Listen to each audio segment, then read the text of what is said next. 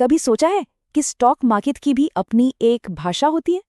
आज हम उसी भाषा को समझने की कोशिश करेंगे कैंडलस्टिक चार्ट्स के जरिए।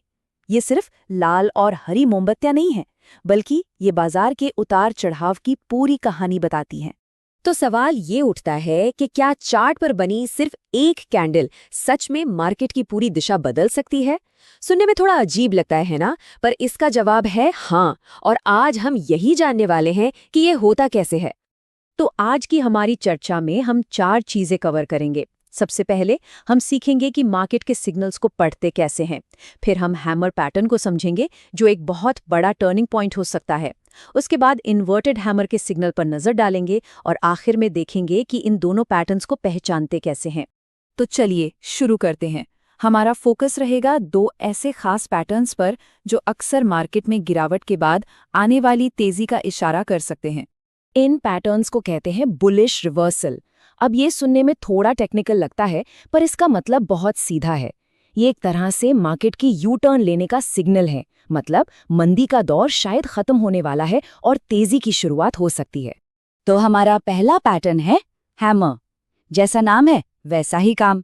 इसका नाम बिल्कुल सही बैठता है, क्योंकि ये ऐसा लगता है मानो मार्केट गिरावट के सबसे निचले पॉइंट पर एक मजबूत बेस बना रहा हो, उसे ठोक कर पक्का कर रहा हो।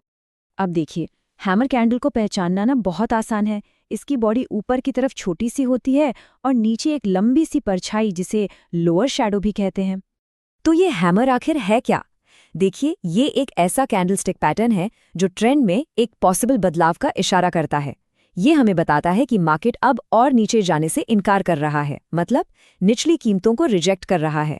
सबसे जरूरी बात जो ध्यान में रखनी है वो ये कि ये पैटर्न हमेशा एक डाउन ट्रेंड यानी गिरावट के बाद ही बनता है। इसकी जो लंबी निचली परछाई है ना, वो ये बताती है कि सेलर्स ने यानी बेचने वालों ने दाम गिराने की पूरी कोशिश की, लेकिन बायर्स यानी खरीदार ज्यादा मजबूत निकले और कीमत को वापस ऊपर खींच लाएं। ये मार्केट के बॉटम बनाने का एक बहुत साफ संकेत माना जाता है। एक बात हमेशा याद रखनी चाहिए, कॉन्टेक्स्ट ही सब कुछ है। मतलब हैमर पैटर्न तभी काम का है जब वो कई लाल कैंडल्स यानी लगातार गिरावट के बाद दिखे। अगर ये कहीं बीच में बन जाए तो उसका कोई खास मतलब नहीं निकलता। चलिए अब आते हैं इसके जुड़वा भाई पर, इन्वर्टेड हैमर यानी उल्टा हथौड़ा। ये भी तेजी का ही सिग्नल है, बस इसकी शक्ल थोड़ी सी अलग होती है। जैसा कि नाम से ही जाहिर है, इन्वर्टेड हैमर की बनावट हैमर से ठीक उल्टी होती है। इसमें छोटी बॉडी नीचे होती है और लंबी परछाई, जिसे अपर शैडो कहते हैं, वो ऊपर की तरफ होती है। तो इसका मतलब क्या हुआ? इसका मतलब ये है कि ट्रेडिंग के दौरान खरीदारों ने दम तो दिखाया, प्राइस को ऊपर ले जाने की कोशिश की, लेकिन आखिर में बेचने वाले हावी हो गए और कीमत को वापस ओपनिंग प्राइस के आसपास ले आए। तो इसकी कहानी क्या है? देखिए, ये भी गिरावट के बाद ही बनता है। इसकी लंबी ऊपरी परछाई ये दिखाती है कि खरीदारों ने ऊंचे दाम टेस्ट करने की कोशिश की थी, और भले ही बेचने वाले कीमत को नीचे खींच लाए, लेकिन वो एक नया लो नहीं बना पाए। और यही वो संकेत है कि अब बेचने वालों का दम शायद खत्म हो रहा है। जैसा कि इस चार्ट में साफ दिख रहा है, लगातार गिरावट के बाद जब एक इन्वर्टेड हैमर बनता है, तो ये अक्सर इस बात का पहला इशारा हो सकता है कि मंदी की रफ्तार अब थमने वाली है। तो ठीक है, हमने दोनों पैटर्न्स को अलग अलग समझ लिया। अब इन्हें आमने सामने रखकर देखते हैं कि इनमें क्या फर्क है और क्या चीज कॉमन है। ये टेबल सारी कहानी को एकदम साफ कर देती है। सबसे बड़ा फर्क तो इनकी बनावट में है।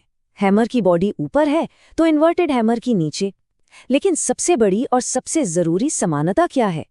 वो ये कि दोनों ही गिरावट के बाद आते हैं और दोनों ही तेजी के लौटने का एक संभावित संकेत देते हैं। बस उनकी कहानी कहने का तरीका थोड़ा अलग है।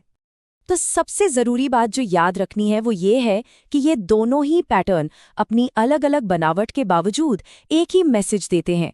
मार्केट में जो मंदी चल रही है, उसकी रफ्तार अब कम हो रही है। तो अब जब इन पैटर्न्स को पहचानना सीख लिया है, तो सवाल ये बनता है, अगली बार जब चार्ट पर ये दिखेंगे तो ये मार्केट के अगले कदम के बारे में क्या इशारा कर रहे होंगे?